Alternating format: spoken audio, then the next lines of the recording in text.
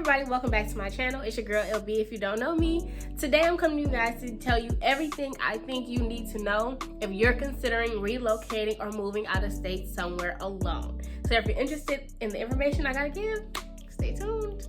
So just some background if you don't know, and you should if you're following or subscribed to my channel. I did a couple videos, not in depth, about this in the past, but I moved almost a year ago. I'm coming up on a year. Look at me, time be flying. But I'm coming up on a year of me moving out of Michigan and moving to the DMV area, specifically Maryland, so I could come attend graduate school in Washington, D.C. at Howard University. So I moved in the middle of a pandemic, in the middle of a panoramic, in the middle of a pandemonium, and I got some experiences that I think that I can share with you all, because y'all are my peoples. So I always knew that I wanted to move out of Michigan. I grew up in Detroit. Then I went to do my undergrad education in Michigan, and I knew immediately, why are you still here, Labria? But I was like, okay, I'll wait till I graduate and then I'll move out of state somewhere, depending on where I want to go to graduate school at, because I knew I wanted to go to graduate school. So that was what I was considering at the time. So when it came up to my senior year, last year of undergrad, and I was looking at graduate schools, I was really only trying to choose between about 3 locations, which was really like DC, Georgia, or Florida. That's where I was looking at schools at. And I decided on DC because Howard was my first choice. Now, moving to DC was a whole nother can of worms. Let me tell you. It was a whole nother can of worms. It was so many things that I had to consider in a not large amount of time. So to just give you some perspective, I graduated in May of 2020. I started at Howard and moved here I moved here in July. I started school in August. So from May to July, I was getting my stuff together. I originally found out I got into Howard in April. So, but I wasn't decided on whether I was going to Howard or not, but I, found out I got in April. By May, I decided I was going to Howard. So I had May, June, and July I moved. Do you see that? Do you see the amount of time? And it's not even a full third month because I moved in July. I moved in like mid-July. So I really was just 2 months of me getting myself together to move from Michigan to DC. Wouldn't recommend. Let me tell you why. When you're moving or want to relocate somewhere, you should definitely give yourself enough time to plan everything out. What I did was fairly quick, and it was in the middle of a pandemic. In the beginning stages of the pandemic, everything was a lot of uncertainty. It was a lot of stuff going on. It was a lot of closed areas. I didn't really know what was going on with the pandemic other locations. I just really knew about Michigan, so I had to do research on that. It was just a whole lot. But I don't regret it, and it's possible. It's very possible, but the reason I'm making this video is so I can help you all, know the tips and things that you need to know before you decide to relocate. And I know this is a long intro, but I just wanted to make sure I gave some background on what I did and, the amount of time that I was allotted to do it. Just get into, the important stuff, what you're here for, what you need to know. So I think just the beginning, first thing that you should consider is your reason for wanting to move out of whatever state that you're currently residing in. Whether it's you grew up there and you want to change the scenery, or you want to move somewhere for a new job, or you want to move somewhere for school like me, or you just need a change. Like you're just, you feel stagnant in life and you just want to, move forward and do, go somewhere else, be somewhere else, try somewhere new. Your reason for leaving will honestly determine how likely you are to actually go through with doing it. Because I know plenty of people that say they want to move for years and years and years and years and never do it because they always talk themselves out of it. And it's because their reason for wanting to leave where they currently are isn't strong enough in them to actually, you know, go through with doing it. So your reason for wanting to leave will honestly be the determining factor on if you'll actually do it. For me, my reason for wanting to leave was, for one, I was tired of Michigan. It's cold. A lot of people there are mean, and I was just ready for a change of scenery, and I was ready to move on with my life, to be 100% honest. So it was not a question to me on if I was moving out of Michigan when I was done with school. It was, where am I going? You get what I'm saying? You feel me? We here? So now that you know your reason for wanting to leave, next you have to think about location, which of course is like, duh, where do you want to go? So I moved to the DMV. Didn't really know much about it. I came to visit like a year, maybe not even a whole year prior to moving here, but I didn't know enough about it to, you know, be like, oh, I already know what to do when I get there. No, I didn't know none of that. When I think about location, like even now I'm considering if I even want to stay in the DMV when I'm done with, you know, my graduate education. If I want to leave, if I want to move somewhere else, or do I want to, you know, try to plant some roots here and, you know, stay here for more than a few years. And that's something that I'll cross the bridge when I'm about to finish my graduate education. But when you think about location, you need to think about why you want to move somewhere that you want to move, that you're saying you want to move. I noticed that a lot of people always talk about moving to either Atlanta in Georgia or Houston, Dallas, Austin, Texas. And while they might be great places, Georgia is actually really nice, and I'm sure Houston is, or Texas is too. I don't really think people really be knowing why they want to move those places. It's just kind of just like something that rolls off the tongue. It's like, oh, I see a lot of people there, a lot of successful people. That's where I want to be. And that's fine if that's, you know, that's good for you. But I just really think you should dive deeper into why you want to be in a specific location, because that's another determining factor. Even if you move there, are you gonna stay there? Are you gonna move somewhere else? Are you even gonna like it there? Have you visited? This is all stuff you need to be considering when you're thinking about location. Do you want to go there because of the weather? Do you want to go there because of the career opportunities? Do you want to go there because of school? How would it be if you moved there in the first year? Do they have all 4 seasons? How far is the distance from each other? Like, I know in Texas, a lot of things are far apart. A lot of the cities are far apart. So that, yeah, location is something, you know, you should definitely consider why you want to move somewhere and if you actually stay there, what you're there. So next we're going to talk about your way of transportation to getting to these places. So for me, when I moved here, my mom and my sister drove me 8 hours, 8.5 from Michigan to Maryland. And that was just what seemed simpler at the time, to get all of my stuff there in one piece. I hate long road trips, so I wouldn't say it was ideal for me, but you know, it's one of the main options that a lot of people use when they're moving out of state. They will, you know, get a U-Haul and, you know, just drag all their stuff like hours and hours away and then come all the way back, you know, or whatever. So I'm not saying driving is a bad idea, but if you're going to drive, are you going to, you know, drive your car? Are you going to drive, are you going to rent a car, a minivan? Are you going to get a U-Haul? Do you have that much stuff? If you have furniture, are you going to keep your furniture? Are you going to sell your furniture?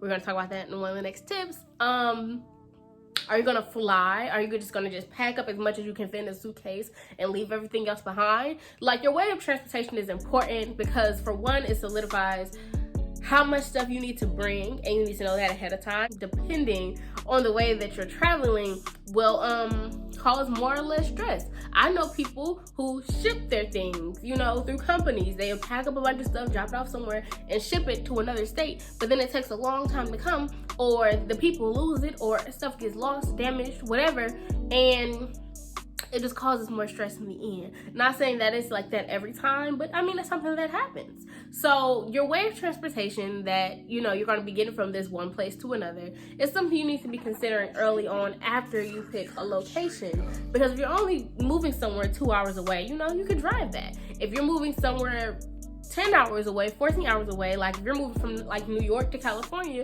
you're probably going to ship stuff. because that's far. Okay, my next tip is declutter the things that you don't need. I know for me, I have a tendency to hold on to things. Now, every time I move, and I moved a lot in the last couple years, whether it was from a dorm to dorm, apartment to apartment, or whatever, state to state, I moved a lot. So I would always get rid of things, but then I would always replace it with more things. So when it came to removing, moving myself and, getting rid of stuff, it was like I always ended up with more stuff than I had the last time because I would just get rid of stuff and replace it.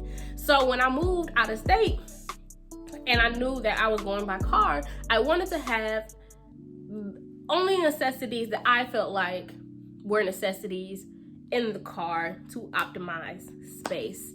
If you're moving somewhere, 9 times out of 10, you want a fresh start. So it might be some things you have for years, whether it be clothes, bedding, whatever, that you really don't need, you really don't use, that you're just holding on to because you're used to it being there. So when you declutter all your things, and whether you have to sell it off, throw it away. I threw away a lot of things. I gave away a lot of things, just so I can minimize, the amount of things I have to transport to the new location, which would probably be what I do again when I decide if I want to move somewhere else, or even when I move into a new apartment or whatever. You don't want to keep things that you really don't need and you're really not going to use. Next thing you need to consider are expenses. So this, goes all back to save your money. Save. Save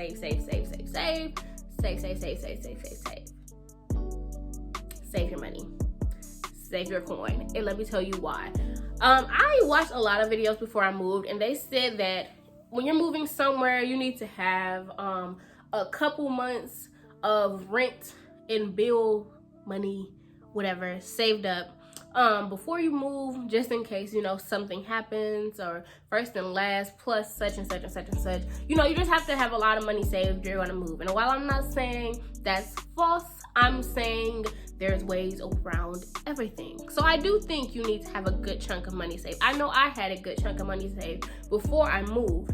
And I do think it was really beneficial when it came to having to pay for things that went with my apartment or whatever, school expenses or whatever. I do think it was beneficial, but I think it's better to know the expenses that you're gonna have beforehand. So me, something that I will do about once a month, if I'm doing something new that doesn't, that changes my expenses, I will write down everything on a sheet of paper and add it all up. So rent, utilities, insurance, I'm reading the paper, rent, utilities, insurance, school, if it's something that I need to pay my phone bill, if I'm getting my nails done, if I want a new wig, if I'm adding up all the expenses I know will be there and any possible expenses that might come up in the span of me being there in the beginning, I'm gonna add all that up and know that number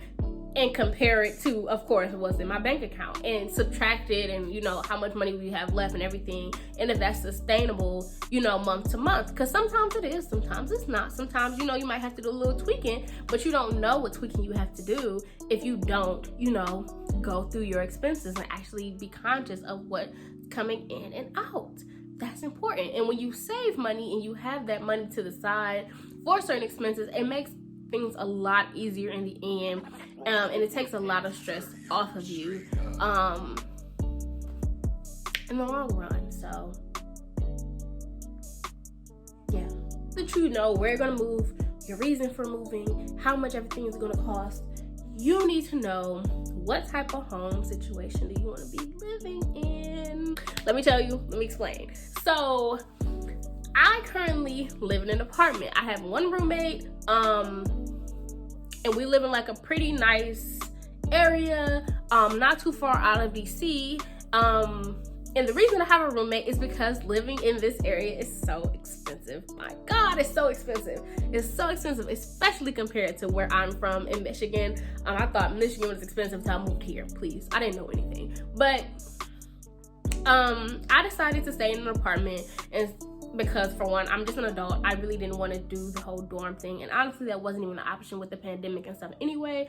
And I stayed in apartments before I moved here, so getting an apartment was just like, you're getting an apartment, find one that, you know, fits you, fits your budget or whatever.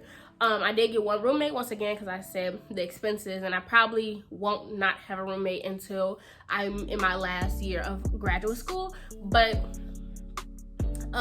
you don't have to get an apartment. You could want to buy a house. I'm not there yet, but you might be.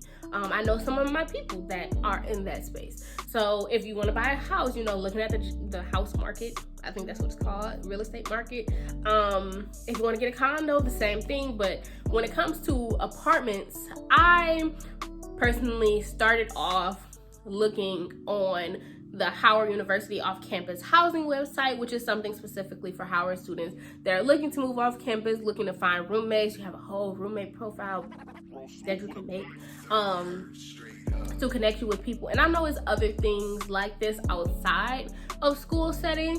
I remember on Facebook Marketplace, when I was in undergrad, a lot of people would post like subleases that they had on there that they wanted covered, or if they were looking for a roommate or whatever, just to connect with people, or if they had, you know, an apartment themselves that they didn't want to live in and they were, you know, trying to get somebody to cover their lease or whatever. That's another opportunity for me. I started at Howard's off-campus housing website, and then when I didn't see what I wanted on there per se, I went to apartments.com, which is, you know, the staple everybody knows of apartments.com. Apartments.com was very helpful. It has all the filters that you can use. That's, you know, from how many bedrooms you want, how many bathrooms, do you want them to allow pets, are utilities included, is it furnished, does it come with AC, does it have a washer and dryer and unit, which is something that was important for me, does it have amenities, like all of that you can like filter to know, so it'll show you the results of the things in the area that you're looking for, and what's available and the prices for that. Now, what I will tell you about apartments.com is that the things on there are not always up to date. It's always best, if you really find a place you're interested in, to call them and see if what they have, the specials they have or whatever, match what's on apartments.com, because sometimes it doesn't. Sometimes it doesn't. And but it's still a great way to, you know, see what's in the area and get a good idea. Of course, it's like Zillow and other things, but if you're looking for an apartment specifically, I would always start there. Because honestly, they have a lot more options than a lot of the other websites I've been on. So yeah, know what type of home you want to live in, and maybe the time, the amount of time you want to live there. So I know most apartments have year leases. Some have 6 months. If you're only looking for a place for 6 months or a couple months or month to month, you know, make sure that you are aware of all of that before you move and sign for something that you're not really committed to in the first place, because that could bite you in the behind. Yes. So my last thing that I would note is to make friends. I know when I moved here, I didn't know squat diddly nobody. I didn't meet my roommate until I moved here. She was cool. You know, I didn't know if I was really gonna make friends because my schooling was in a virtual setting. It was a pandemic. Nobody was really outside like that to be, you know, engaging with people face to face, kind of how it is now that the world is opening back up. But making friends was really important for me, even if you're an antisocial introvert, because I very much am. Making friends is important in any setting that you're in, especially if you're moving somewhere alone. So I started off making friends through my roommate, and she introduced me to her friends, and then eventually I ended up meeting my cohort, and well, some of my cohort, and I made friends with a few of them, and I love them to death. And now I just recently joined this friend group organization called Hey New Friends in DMV. Shout out to y'all, which is basically a group that they founded to connect people who are new to the area, are looking to connect and make friends with other women that's in the area. And depending on where you are, it's a lot of groups like that. Everything is not, you know, whether it's a group for knitting, if you like to knit, walking dogs, house sitting, brunches, because we like to brunch over here, etc., etc. It's a group for everything. So you really just have to put your best foot forward to put yourself out there if you really want to get that same energy back to you and actually build a sense of community. Because when you move somewhere alone, it can be very, very, very, very, very lonely, very isolating, especially if you did it like me in the middle of a pandemic. But being somewhere new and just staying in the house is pointless. I mean, yes, it might feel safer that way, but in the long run, you might not be happy if all you're doing is sitting in the house and you in a place where you don't know anybody, you don't talk to anybody, you always calling people that you know back where you're from, and that's just gonna lead to you wanting to move back there. And you might not even want to be there. That's why you left in the first place. Put your best foot forward to be communicative, make friends, build community, engage with people in your surroundings, because just because you move somewhere new and you're starting from scratch doesn't mean that you don't have anybody. The whole point is building those new relationships that you want to have, building those new friendships. You never know, you could meet somebody tomorrow and that be your best friend for the next 10 years, but you wouldn't know if you didn't put yourself out there and just stayed introverted in the house all day. Yeah. Anyway, so that's all I got for this video, you guys. I hope you guys enjoyed. I hope I was, amusing a little bit. So please leave any comments, your experiences with moving out of state, any tips that you might have, any questions that you might have for me that I can reply to in the comment section below. So I hope you guys enjoyed this video. Don't forget to like, comment, and subscribe, and turn on that bell so you don't miss any new videos that I post. And I will see you guys next time.